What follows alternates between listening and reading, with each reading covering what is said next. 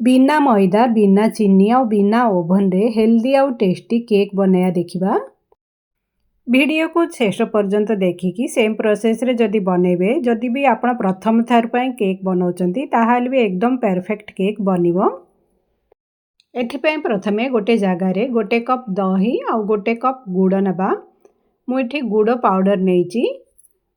मु ए भलिया organic jaggery powder नेइची। या बदला रे आपण नॉर्मल गुड़ भी नै परिबे। तापरे एथिरे मु बटर ऐड करची। बटर को टिके तरळी देइची। तरळला परे आकु 4 स्पून बटर ऐड करची। आपण बटर बदला रे घी किंबा तेल किछि भी ऐड करि परिबे।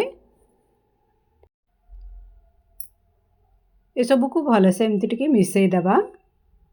वासना पई एठी मु एसेंस पकेइची वेनिला एसेंस।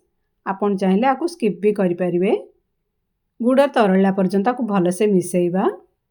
एठी ए भलिया छोट छोट केक रो टिन नेइची। आपण बड़ साइज रो टिन भी नै परिबे।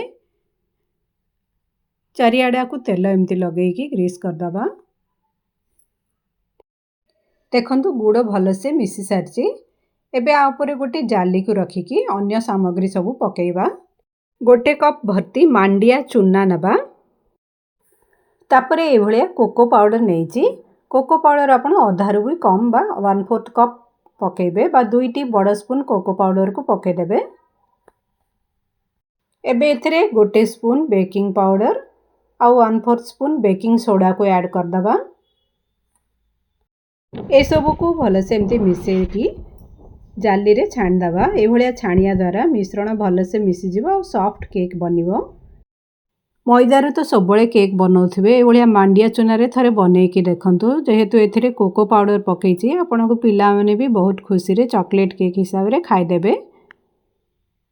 पूरा मिश्रण को छाणला परे आकु मिसेइबा।